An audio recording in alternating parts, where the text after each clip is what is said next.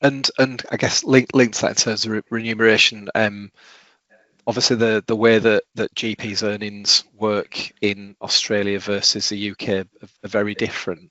Would you mind just sharing, without kind of sharing too much personal information, but share your kind of views on kind of how that's worked and maybe paint a bit of a picture on the differences for the audience? Absolutely. So, yeah, as you mentioned, the remuneration is very different. And in the UK, in large, you're paid a salary or you're paid an hourly rate, depending on how you work.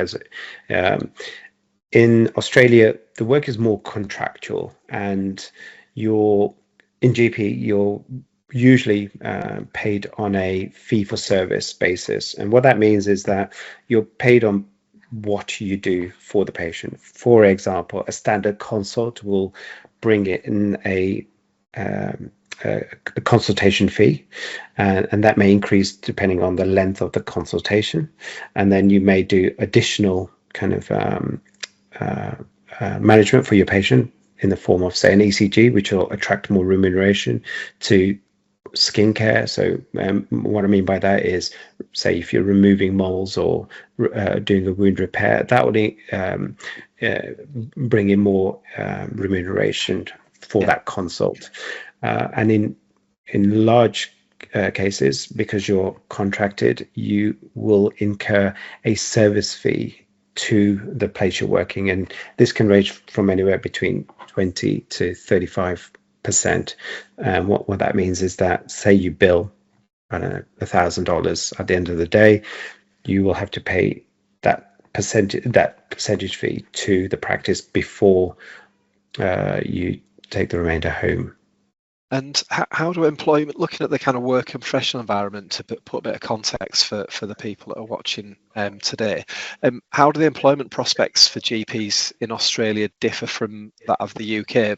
At the moment, I don't know how in touch with the UK market you are, but there's a real challenge at the moment in terms of the volume of opportunities and jobs that are available for GPs. So it's quite a competitive environment for GPs, particularly newly qualified GPs. So it's quite a challenging job dynamic in the UK at the moment.